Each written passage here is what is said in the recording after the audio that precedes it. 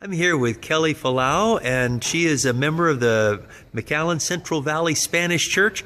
And here we are in late September of 2017, and last Monday you were on a flight from California back to Texas when you had an interesting conversation with a seatmate.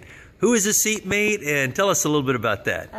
My seatmate, he's a priest.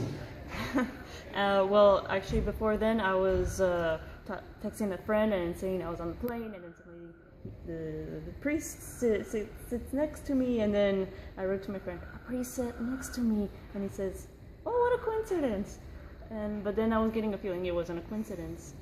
So you suspected that maybe this was an opportunity to have a spiritual conversation that would go somewhere. Yeah. And you mentioned something about reading in Joshua recently, in Joshua 1, about where it says, be strong and be courageous. Yeah. And you thought, well, I don't really want to raise too many spiritual things, except that God's calling me to be courageous and He's giving me this opportunity. So how did the conversation begin?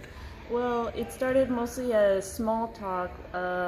He spoke first, and we had a bit of small talk, and there were people in front of us who were talking about the hurricanes that were happening, and then I made a comment, hey, we're living in the last days, and he wasn't really too sure about that. So he was hesitant to say that we're living the last days, and then the conversation, like kind of ebbs and flows in the plane, but then later you saw him with a Bible, or at least something there in Matthew 24 and 25, the signs of the last days and some of those parables about how to live in the last days. And why was he looking that up there on the plane? Well, it's because I had made the comment on that we're living in the last days. Well, actually, before that, like, if you don't mind, it's like I was looking at the Bible commentary, and then it was saying, and I was thinking, well, okay, what do I say to him? And it said, it was on Genesis, and it said, how God rested on the Sabbath day, and then I'm getting a feeling, hey, tell him about the Sabbath. Tell him about the Sabbath. Tell him about the Sabbath. Do I really want to? How am I going to tell him about the Sabbath? And then he pulls out the Bible and says, well, and starts reading Matthew 24 and 25, and because of that comment on the last days, and we basically started reading both chapters together.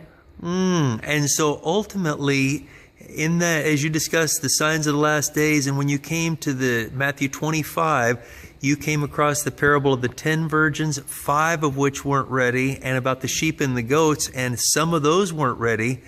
And he started saying how sad it would be to think you are a part of God's people and to not be ready, to be lost. So where did it go from there? Well, from there, it kind of died down a bit. Well, but then he turns to me and said, "Can I say a prayer with you?" And I said, "Sure." And so he says the prayer, and it went mostly like, and he said basically that for God to help us both be His disciples, be good disciples to Him, to help others, and to be willing to listen to God's will, what God wants us to do. And then I was like, that's kind of God saying, okay, if you don't talk to Him about the Sabbath after you've been impressed to several times in different ways, then you're not being faithful. So then you're thinking, how do I approach this? And how did God impress you to approach the Sabbath, introducing the Sabbath to Him? Well, I was thinking, God, what would I do? And I'm praying to Him, and He's like, then it came to mind something in the Desire of Ages when it was talking about Jesus as a boy in the temple, that when he was there, he spoke to the Pharisees as if he was a student asking questions, but that was in order so that the Pharisees could go, well, those questions would awaken interest in the Pharisees to study the Bible. So you remember that from the Desire of Ages, and God put it in your head, ask questions to awaken an interest. So what are some of the questions you asked? Well, in Matthew 24, Jesus says, I didn't come to do away with the law and the prophets, but for to be fulfilled, but to fulfill them. And so I turned to him and I asked, I have a question. Jesus says about the law and the prophets.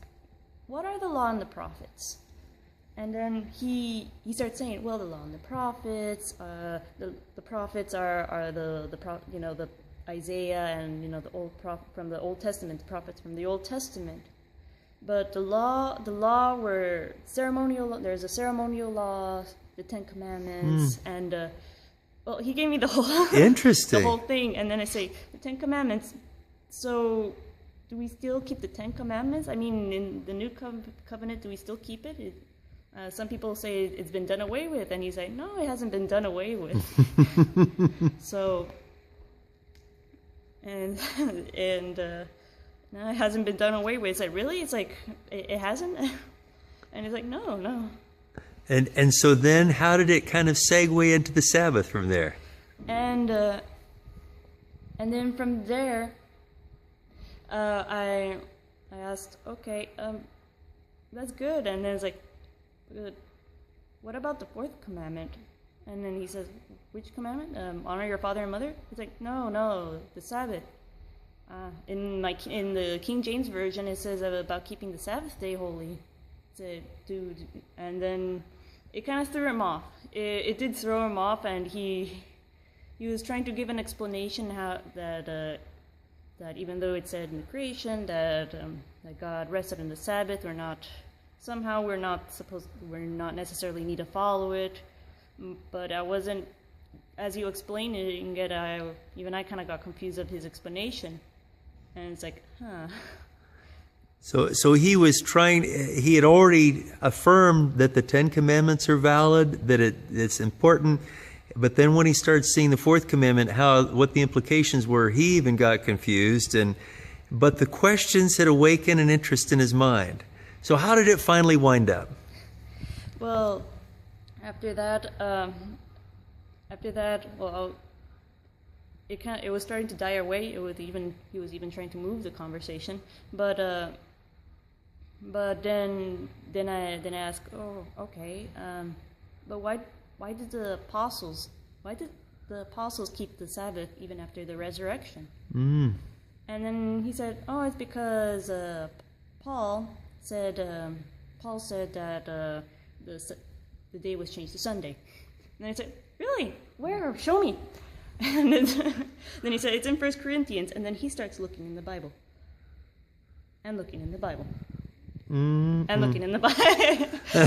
It's like, after a while, he's like, I'm having a hard time finding it. Pass me your email so that when I find it, I can email you. Email where it is at.